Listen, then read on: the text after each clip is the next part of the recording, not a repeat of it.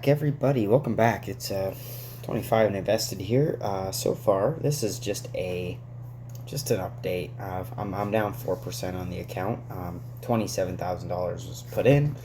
I am down ever so slightly. However, this is not about my gains. This video is just about my losses. What particularly losses that I'm down more than my average on.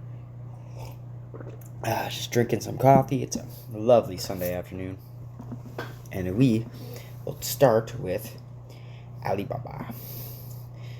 Alibaba is just one of those tickers that I kept averaging down on. I have my average down from, I think, 144 down to 124.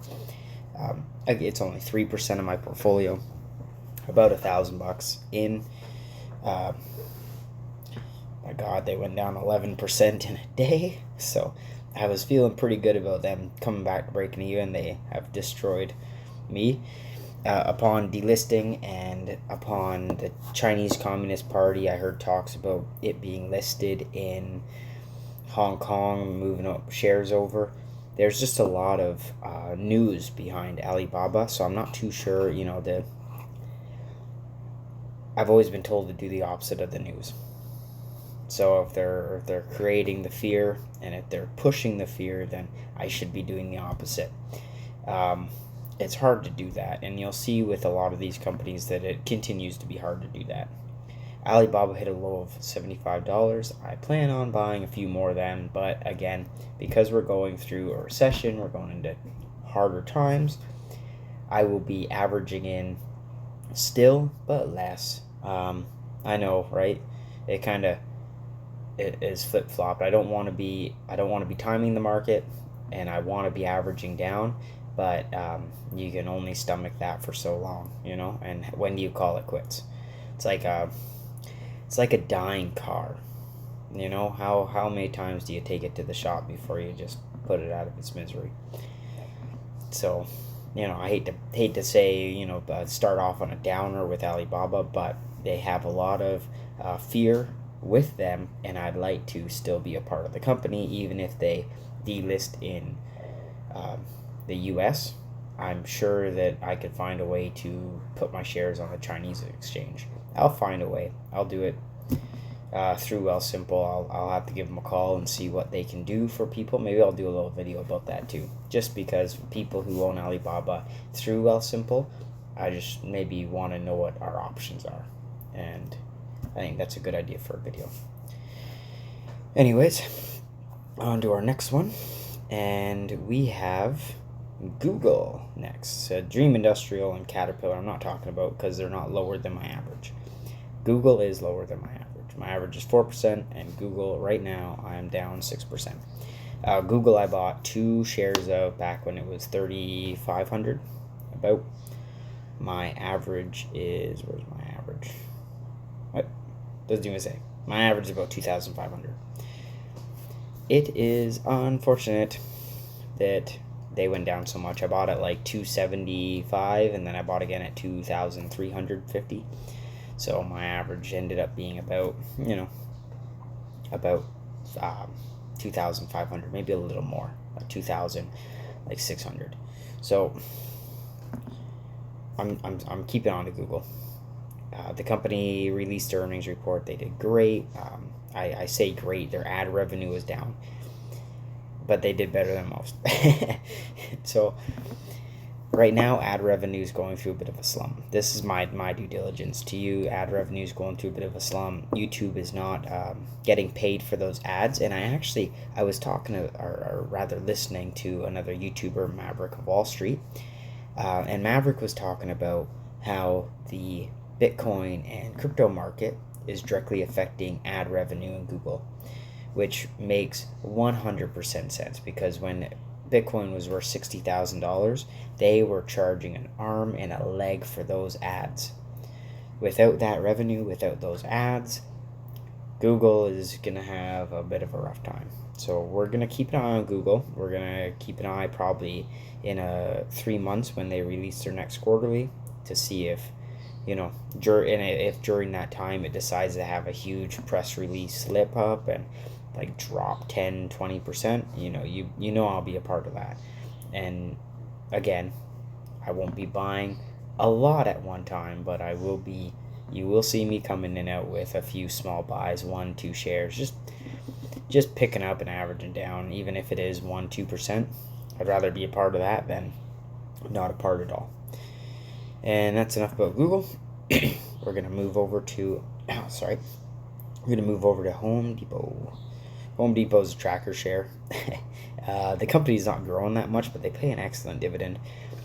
I would like to have 10 shares of Home Depot. I'd like it to be a bigger part of my portfolio, but at a PE of 19 and the lack there of growth, I am waiting for it to hit probably 200. I'd like to see it at a PE of about 15, so we'll wait on this. No harm in waiting. It's not going anywhere. So something that I want to have a part of my portfolio for a long time, but not something that I'm rushing into. And that shows by the singular share that I have. Alright, next, Intel. I've made a few videos recently about Intel, and I'd love to talk about it. I'd love to talk about it and spend more than 1 minute like my shorts are, because I believe it deserves it. Intel had an awful earnings report, one of the worst I've seen, and I have watched a lot of videos, and I've heard nobody say, that's not bad. It has all been horrible. I was trying to find a way to prove myself wrong. I'd like to find the good, but when you have a bunch of people that you watch that just look at the core fundamentals, then they tell you what's up. And Intel has not been doing great. I just don't understand the earnings report, and I don't know if it's contagious. Is the whole sector going down? Qualcomm didn't go down. They had a great quarterly. They lost 22% year over year. That's huge. What happened? So we're just watching Intel. I'm going to have to start averaging down in a bigger way, so the usual 9% down, throw a couple shares, might not be worth it. I might have to wait till like 10 or 15% before I can even look back at this stock. They're burning their free money. They said that they're still going to keep their dividend. I would have loved to see that get slashed, especially when you look at your earnings report and it's just abysmal. You shouldn't be throwing free cash away like that.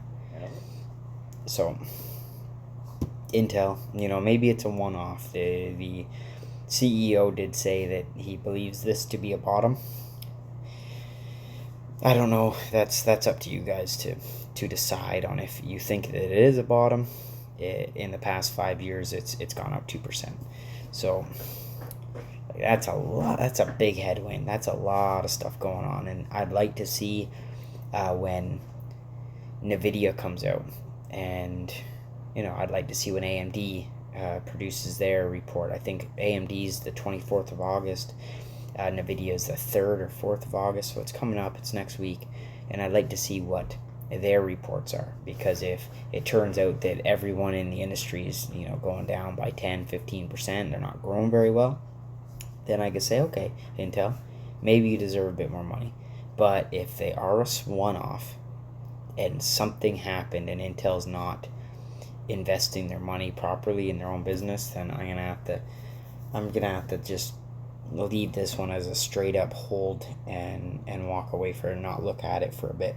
In the off chance I come by to average down, it'll be because there was a reasonable earnings report, and the company's mega factories up and running at full force. There is the on the upside, there is the bill coming out for Intel. What was it, the chips bill? The bill, I'm not gonna say Build Back Better bill, because I think that's the one that was helping Caterpillar, but the chips bill in the U.S., because they want to get away from using Taiwan specifically. That is good for Intel because of where they manufacture their chips. However, that would be bad, especially with Taiwan tensions for Nvidia, because they produce most of their stuff there. So, we are looking closer at Intel because it's either going to be a great buy or an awful buy, and we'll know that, hopefully soon. Again, this is barring any outside happenings. This is just by looking at the revenue and by judging the company based on their fundamentals. Is not looking good right now. But is it contagious? Again, we ask ourselves all these questions. I don't want to repeat myself, but we're taking a step back from Intel for now. But we. It's always me. I always say we as in me. We'll be holding it for a while. Next up, my very first investment, Newtek Business Service. Son of a bitch. It's down quite a lot. I don't want to say mean reversion, but it's kind of looking that way. I'm not going to get into the whole... It fell past its supports. And historically, you can't see it here in the 5-year, but during the dot-com bubble, this thing hit 90 cents, 98 cents.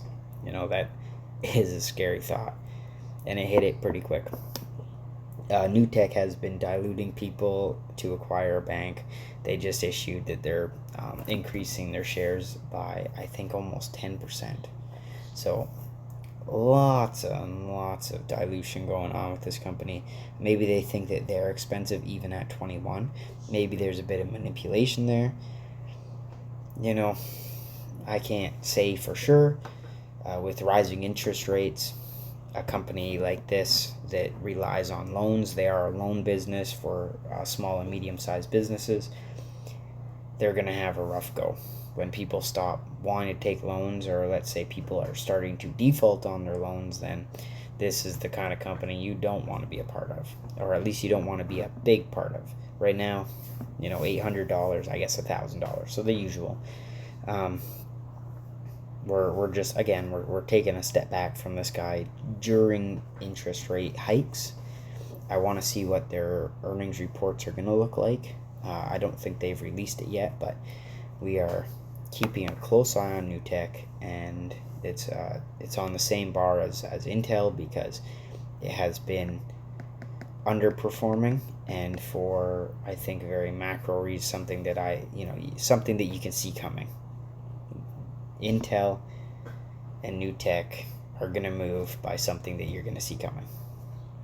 If we keep increasing interest rates, then that companies who rely on loans as income are not going to do well. That's just, come on. Was Walmart on my list? No, it wasn't. Oh my god. I'm back to even on Walmart. I was actually going to talk about Walmart anyways because I did buy it recently, and I thought it was down. I forgot that it wasn't down. Walmart is just a good case of we're heading into a recession, and this is one of those stocks where you can see it best. In their earnings reports, they were talking about the low margin goods being the top sellers, i.e. food. So not so much luxury goods, and that's hurting their profit. So as we go into a recession, I will still be buying Walmart. I still think that they hold a lot of pricing power, even though, you might not think of them as a consumer staple like that. I do. So that's my ideology there. XEQT I've been buying a little bit of lately. I've officially over 10,000. As a matter of fact, $11,000. Just under. Just something that I keep averaging into. It is under. I am lower than my average on it, but only by 3%. So I will continue to average down. There's not a whole lot to be said here. This is my go-to. My only downside here is at 33% of my portfolio, I should be upping that number. So as I start to pull money out to have on the sidelines in my stock portfolio, because we're going through some rough times and I'd like to be a part of those declines, I will be making sure to add more to XEQT to make sure that I myself am still on top of my plan. My plan was 50% in XEQT, and I should be more diligent in that. So, give myself a little slap on the wrist here and have back at it. Also, it is a world equity holding, and a lot of countries right now are, going through rough times, which is going to reflect in this stock price. So it is 66% between Canada and US and 33% in other countries all over the world. So, we will see that reflect. Anyways, guys, that's it. Just a little video discussing my losers. I think that it's good to take a step back and take maybe a little bit longer of a look at these stocks and my ideas behind them. Unfortunately, besides like Google and Baba, to wrap it all up, between Newtek, Intel, and Alibaba, those are just companies that I'm taking a little bit further of a step back from, because they're, one, at my maximum position size that I wanted, and two, they're slipping on fundamental problems, albeit not Alibaba yet. It's only a matter of time. And Newtek, Newtek, massive dilution. Intel, awful earnings report. And Alibaba, Chinese Communist Party, just absolutely destroying me. So, I think that the business without the CCP governing body wouldn't be such a bad thing, but maybe they are a good thing in this case. Who knows? I don't know a whole lot about that whole subject, but I know that their bad news is affecting my stock. So that is just the name of the game. I'll see you guys next time. Bye.